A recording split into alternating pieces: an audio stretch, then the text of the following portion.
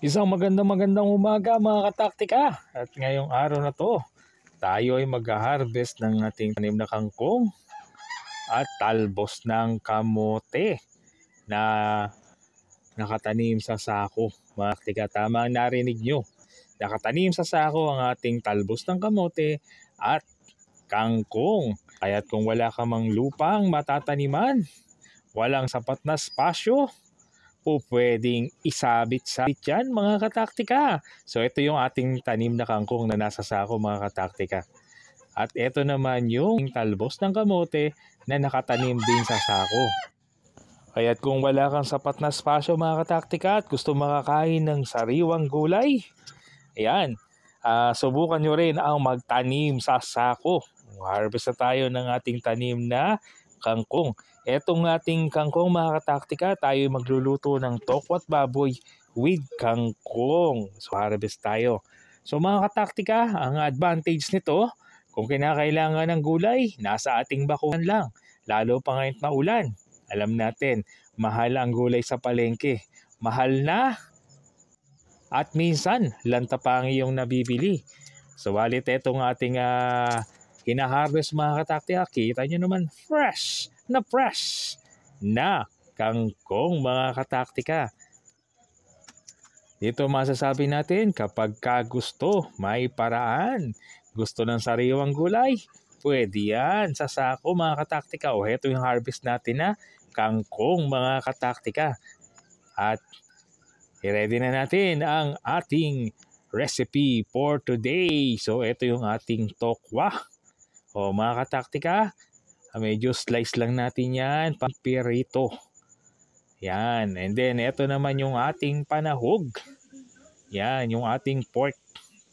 Nating lalagyan ng tokwa at kangkong. Sibuyas bawang, naka-ready na mga kataktika. At ano pa nga ba? Simula na ang pagpipirito ng tokwa. O yan mga kataktika, na-slice natin kanina yung ating tokwa. Ngayon ipipirito natin at dalawang salangan yan. So una ngayon, 5 piraso. O, habang tayo nagpipirito ng tokwa, i-slice o gupit-gupitin na natin yung ating na-harvest na kangkong. So naka-harvest tayo ng kangkong mga kataktika, pangkain pang ulam. O ito na yung ating pinipiritong tokwa. Golden brown na mga kataktika ang ating pinipiritong tokwa. O yan mga kataktika, tuloy natin uli ang ating gupit-gupit ng kangkong. So yan mga kataktika yung ating na-harvest. At muli, eto, pirito tayo ulit. Nahango na natin yung kanina. Ito yung next batch na ating tokwa. So habang nagpipirito, naggupit-gupit din tayo ng ating fresh harvest na kangkong. O ito na, ready na ang ating pork. Yan, ating sangkutsang, ating pork para sa tokwat baboy mga kataktika. Yan, pwedeng timplahan ng asin at kayo nang bahalang tumansya. Kung ano ang gusto nyo, maalat-alat, kayo nang bahala dyan. O, tuloy natin ang ating kangkong mga kataktika. O yan, binabad muna na sa tubig yung ating kangkong para hindi malanta. At ito na mga kataktika, yung ating tokwa naluto na mga kataktika. At hanguin na natin yan. So mga kataktika, sa ating recipe for today, ang ating tokwa at baboy, yan, luto na yung ating tokwa. So ang ating taktika ay lalagay tayo ng kangkong kasi meron tokwa at kangkong, may tokwa at baboy. Ito tokwa at baboy with kangkong mga kataktika. So ito, slice naman natin yung ating tofu o tokwa. Ito kasi mga kataktika, tokwa at baboy with kangkong, gusto talaga rin ng mga bata. So dahil mahal ang karne, yan, nilagyan natin ng tokwa at kangkong. So ito mga kataktika, yung ating panahog. Yan at okay na to. Medyo naluluto na, nag-golden brown na. So konting biling lang mga kataktika dito sa ating panahog. At ito na, yung na-slice natin na tokwa mga kataktika. So ang advantage nito, yung mga bata makakain ng gulay. Yan. O, eto na yung ating panahog. Nilagyan na rin natin ng additional na pampalasa yan. Ilagay na ang ating tokwa. Yan, at halo-halo ng konti mga kataktika.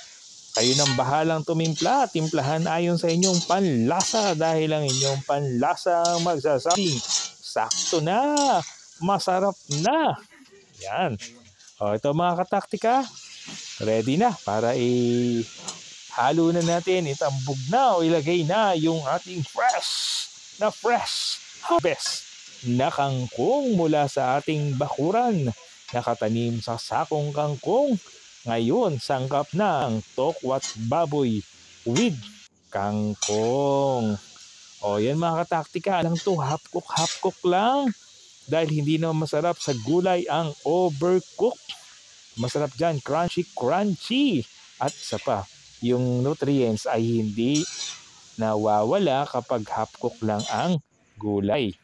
Eto na mga kataktika, ready na dahil nga mahal ang baboy. Ayan, naglagay tayo ng kangkong at tokwa. Sigurado magugustuhan ng mga bata at meron na rin tayong dried fish mga kataktika. Ano ba kung hindi kainan na?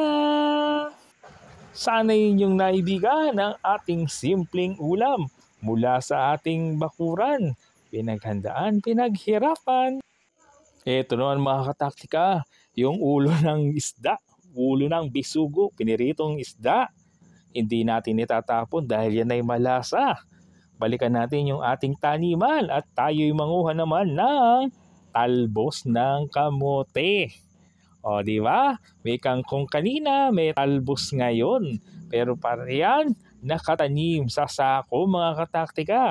So, ibig sabihin, fresh harvest ulit tayo mga kataktika sa ating talbos ng kamote. O, ito yung ating talbos ng kamote. May na-harvest din tayong talong at okra. Ayan, may okra at talong. Yan ang ating isasahog sa ating simpleng ulam. Yan, slice natin ang ating fresh harvest na talong. Talaga namang malutong-lutong at kita nyo wala pang buto. Mahaba na siya pero mura pa. Ito mga kataktika, talagang yung available na mga gulay. Yun ang ating sinasangkap. So ito, nagpakulo tayo ng tubig, nilagyan ng asin, tanglad, mga kataktika. At lagay natin yung ulo ng isda, ulo ng bisugo. Pritong bisugo. Naubos na yung laman yan. So, yan yung ulo. Yan. Pagkulo ng ating sabaw ng isda, ilagay na yung ating fresh harvest talbos ng kamote. At sabay na rin dyan yung okra. At saka yung talong mga kataktika. So, simpleng ulam. Ito yung nakakamiss mga kataktika eh. Diba? Yung mamimitas ka sa bakuran mo. Makalibre ka kahit papaano sa mahal ng bilihin. Abay, masustansya ng naulam mo. Aba, nakatipid ka pa. Kailangan lang talaga konting tiyaga, diskarte at taktika. Paano makapagtanim kahit maliit ang spasyo. O yan mga kataktika, luto na yung ating sinabawang isda o bulalang. O prito naman tayo ng tuyo dahil puro ulo lang yun. Dahil puro ulang yung natira, lalagyan natin ng gulay.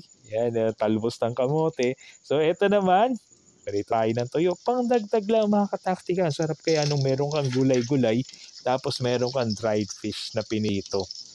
Yan, kompleto na ang ulam niyan mga kataktika. Rin ang advantage kapag meron kang mga pang mabilisan na pang ulam mga kataktika. Tapos may gulay-gulay ka sa iyong bakuran. Sa panahon ngayon mga kataktika, makalibre ka ng talbos ng kamote, makalibre ka ng kangkong. Napakalaking bagay. Isang malaking savings na yan.